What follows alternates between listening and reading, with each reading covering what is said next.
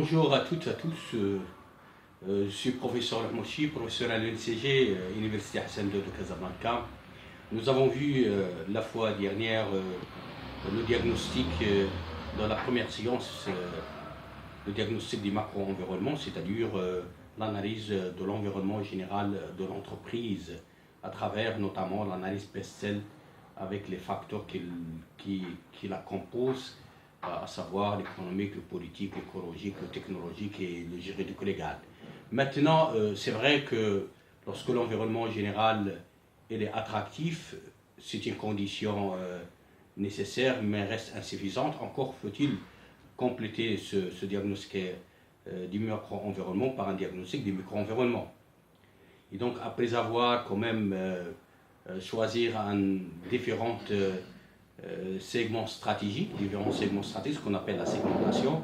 Maintenant, quel est le segment que vous allez retenir? Quel est le segment qui intéresse éventuellement l'entreprise?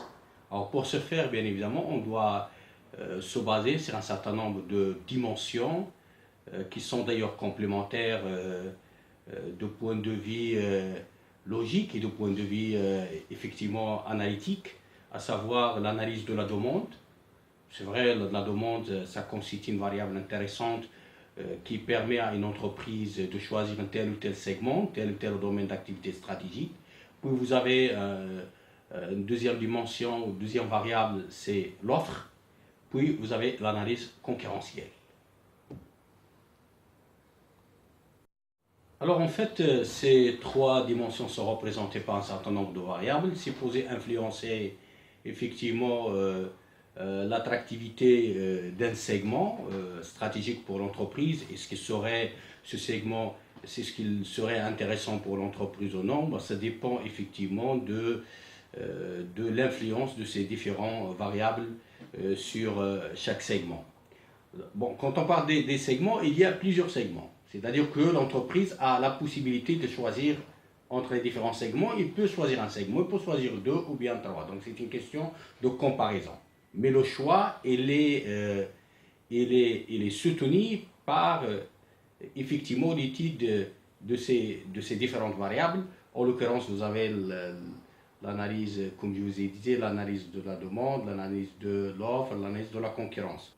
Bien évidemment, variable pour savoir est-ce que c'est un segment qui intéresse l'entreprise, est-ce qu'il a des perspectives prometteuses pour l'entreprise. Alors dans cette séance, nous allons essayer de mettre l'accent sur l'analyse de la concurrence parce que l'analyse de la concurrence revêt une importance toute particulière dans la mesure où effectivement si la concurrence est rude, ça exige de l'entreprise un effort bien évidemment en matière de compétitivité, en matière de maîtrise des coûts, en matière de... Mais dans un secteur où la concurrence est moins intense, et bien évidemment, ça donne la possibilité à l'entreprise, si vous voulez, de réaliser des marges bénéficiaires importantes et d'être un peu, effectivement, moins exposé à une concurrence rude. Alors, pour analyser la concurrence, vous savez que la concurrence ne se limite pas. C'est vrai que la concurrence se déroule entre les différentes entreprises qui ouvrent dans le même secteur, dans le même segment, bien sûr. Mais l'intensité de cette concurrence est influencée par un certain nombre de forces extérieures. Et là, je vais emprunter effectivement le modèle de Michael Porter, reposé sur les 5 forces de la concurrence plus 1, parce que nous avons ajouté quand même le pouvoir public, c'est-à-dire le rôle de l'État, parce que l'État élabore une politique économique et à travers sa politique économique, il peut influencer effectivement l'entrée ou la sortie effectivement dans un secteur et aussi l'intensité de la concurrence au sein d'un secteur.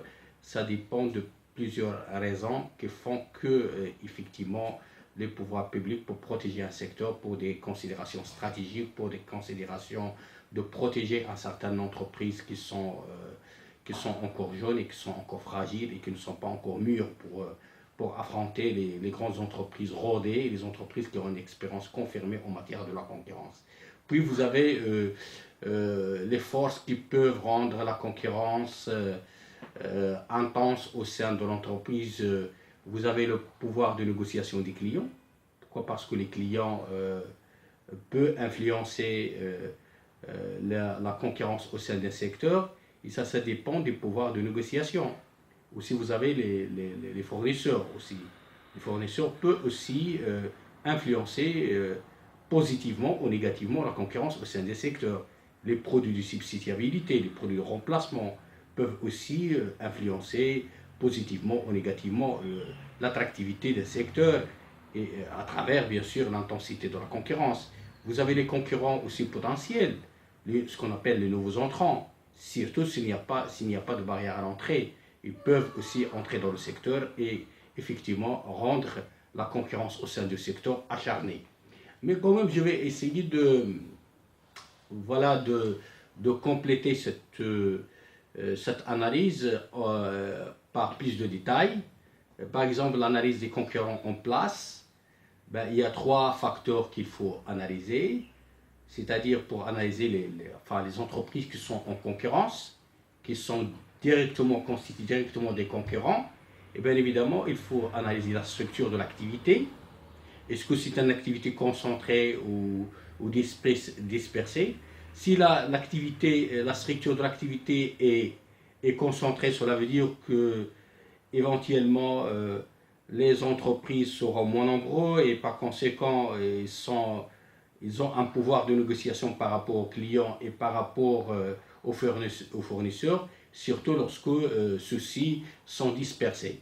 Mais si effectivement l'activité est dispersée, c'est-à-dire il y en a plusieurs entreprises qui opèrent dans le même secteur par rapport à la concentration des clients et des fournisseurs, à ce moment-là, la concurrence sera rude, sera intensive, ce qui va effectivement réduire les marges bénéficiaires des entreprises. Vous avez un autre facteur qui nous permet d'analyser la structure de l'activité pour les concurrents en place, c'est-à-dire la sous-capacité ou la surcapacité de la production.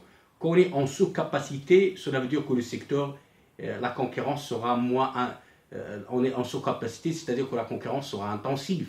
Pourquoi? Parce que les entreprises n'utilisent pas tous leurs moyens, tous leurs facteurs de production, tous leurs moyens de production.